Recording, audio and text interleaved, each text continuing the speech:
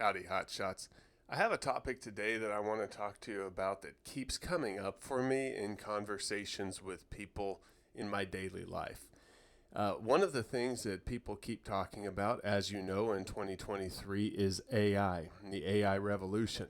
One of the reasons that I started this channel, Metaverse Mastery, is because of AI that was coming out, right? We wanted to know about crypto and the metaverse and how AI plays a role in that, and VR, virtual reality, and all of those things go hand in hand. All of them are going to increase in technology rapidly, and they're going to do so by building on one another and making this spider web of escalation that we couldn't have in any single one of those technologies by itself. So AI fits squarely in with all of those things. And so, of course, it's been something that I've been interested in and talking to people about, mostly philosophically. I don't have a lot of technical expertise on it right now, although I am trying to learn. But philosophically speaking, it's something that's extremely interesting to me. And I saw a meme not too long ago that said something to the effect of a future where AI is creating art and people are doing menial tasks is not the future that I had envisioned when it came to AI. And it's funny because you see these politicians and these CEOs and famous people all talking about AI and how people's jobs are going to be replaced and they're not going to have to be working. And so we need a UBI or universal basic income in order to pay them. And people are just going to be free to pursue the tasks that they're interested in. But yet, one of the first things that we've been doing with AI, as you can see on all these videos and all these how-to videos and everything, even some that I did immediately with ChatGPT, was that they are writing, and you've got Midjourney that's doing art, and Dale that's doing art, and you've got a Bard that can write stories, and it's just super interesting how the first things that we do with AI is to try to create art. And from my own personal perspective, the reason that I would do something like that is because I'm very interested in creation, content creation, like videos and stuff like that, but also just taking what's in my brain creatively and putting it onto paper or out into the universe. And I'm not very good at that when it comes to drawing or painting or writing. These are not things that have traditionally been what I considered my strong suits. I am pretty good at speaking. I'm not the best out there, but I am pretty good at speaking. I can speak to groups. I can speak in public. I like to talk a lot, as you've been able to tell. And so I decided that I had to make videos because that's the way that I could get what was in my brain out to people like you. But I am interested in art and I'm interested in writing, and I just didn't ever feel that I could do those things well. So immediately when ChatGPT came out, I started like, oh, I can write children's books with this, or I can make pictures that are illustrated, right? Because I'd written a couple books, but I wouldn't say that they were super professional quality. They were just something that I had experienced that I thought might help other people, and so I put it into writing and stuck it up on Amazon. So I do have a couple books on Amazon, some under pen names, but they aren't what I would consider to be great literature. But what I've noticed so far is that when I put a prompt into ChatGPT, it creates something that's very legible, something that's very easily understandable, something that flows fairly well. Maybe I have to tweak it a little bit, but it does create something that is better than what I would be able to write unless I took a lot of time revising it. And it does it in literally seconds, minutes if it's a lot. And so it's been pretty impressive, and it's been something that I've been considering reviving some of the old ideas I had for blogs, because I now can generate content that is easily understood and quick, because I'm short on time like all of us are.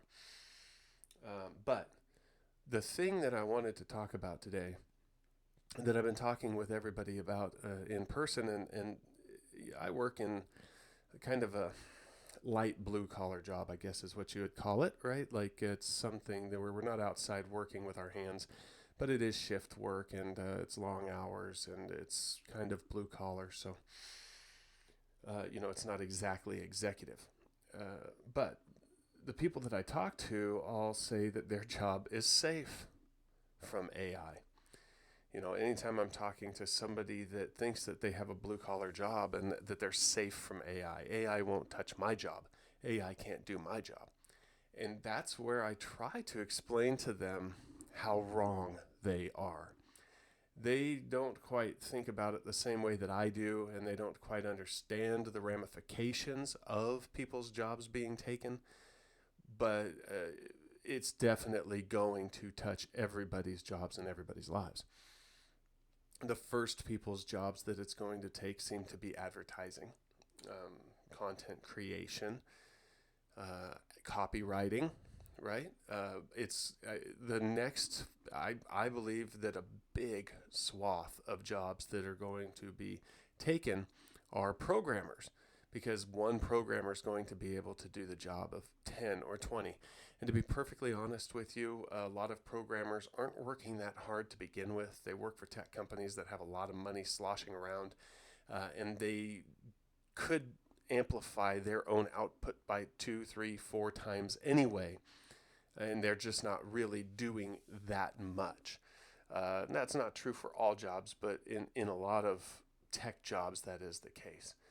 And so if you could already take one person and have them do the jobs of 3 or 4, and now you're giving them tools where they would be able to automate a lot of those tasks so that each person could do the job of 5 to 10. You're talking about one person replacing 20 to 40 people. Now, that may not have happened at this point just because the companies haven't figured it out yet, because their bottom line isn't affected yet. But as the economy shrinks over the next couple of years, while they've got higher rates and companies don't have such easy money, they're going to start trimming jobs, expecting more out of their existing employees. And at the same exact time as this is happening, you're going to see them multiply each individual's output due to AI tools that are being created at such a rapid pace. And so people that unclog toilets, or people that fix gates, or people that work on cars, they think, oh, well, my job can't be taken by AI. And I would have to agree. At this point, I can't foresee in the near future where there is going to be an AI that's going to go out and build a fence, or go out and dig a trench, or go. There's not going to be AIs that are doing that immediately. But the people that the AIs are replacing are going to be doing those jobs. They're going to have to. They have to do something. And so there's going to be such increased competition for these jobs that people believe can't be replaced by AI, that it's going to drive the income levels down for those people. It's going to drive them out of their jobs in many cases. So when you've got 10 times as many people that are trying to go out and lay concrete as there are right now, you're not going to have the same income level for all the people that are laying concrete. You see these people that are in construction driving around in $100,000 trucks, and you see them taking time off throughout the year because they've made enough money that they can just not work for months on end, or at least that's what I've seen, because I try to work with contractors, and that's what happens. Or you see somebody that's out driving a tractor and they're getting, $70 or $80 an hour, and they're booked out 3 or 4 months because they've got so much work lined up. And that's just not going to be happening in the near future, because you're going to have 10 people in that small community that are offering these same services. So there's not going to be enough need to book people out 3 or 4 or 5 months. Not to mention that the income levels for everybody are going to be drastically reduced overall, because there's going to be fewer people that are producing these goods. And then that means there's not going to be enough people to consume all the goods at the same time that there's money tightening happening. So a lot of these jobs are going to be downsized regardless, just because there's not enough income to go around to pay for all these services. A lot of the services that people are providing in relation to real estate or houses or automobiles are not going to be as necessary in the near future, just because people can't afford to do those jobs. During the last few years, there was a lot of people that spent a lot more time at home. There was a lot of people that were moving out further away from where they had their jobs because they got to work remotely, which a lot of that is coming to an end. And so they were upgrading. They were fixing up their houses. They were spending more time there. They saw what needed to be done. They were around so that contractors could come whenever they needed to. And so they were spending a lot of money on fixing up their properties. A lot of that's going to go away because, number one, when people are buying houses now or when they're refinancing, they can't get as low of a rate, which means they don't have as much expendable income to spend on those things. They're not going to go out and get an equity line of credit at 7 or 8% in order to put in some, backyard landscaping like they were willing to do when it was 3%. And even if they did, their rate is so much higher that their loan's going to be for more money, where they could afford $25,000 or $30,000 before. Maybe now they can only afford $15,000 or $20,000. You take away their job because their companies don't want to let them work remote anymore, and now they can't afford anything. They can barely afford their mortgage.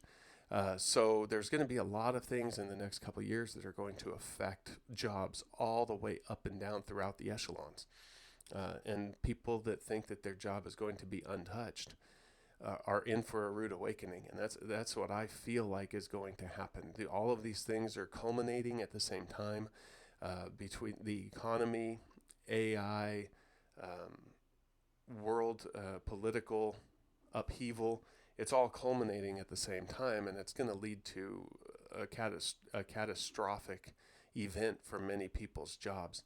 And so I really think that we should work together as a community.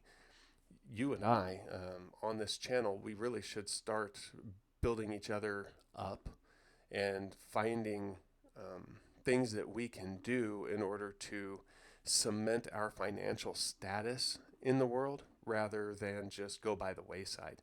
I don't know about you, but I really don't want to live like I live in a third world country. And so we need to start making more money now so that we're better prepared to handle what's coming at us over the next 2 to 5 years. I mean, it's all happening so quickly. If we don't get into a position in the very near future where we have the skills that we need to adapt to the new economy, I don't know how we're going to make it. So I'm just going to start trying to give you guys ideas on things that you can start, things that you can do that are going to help you prepare for what's coming down the pipe. Because our day jobs really aren't guaranteed the way that they were, even 10 years ago, 20 years ago, definitely 40, 50 years ago for our parents and grandparents' generations. There was nothing that was happening that was going to put them out of work because there was just so much growth happening. But at this point, the growth has kind of stagnated, and all the problems are just starting to flood in from having the can kicked down the road for so long. So just stand by. But that whole AI situation where people think it's not going to touch their jobs, so sadly mistaken.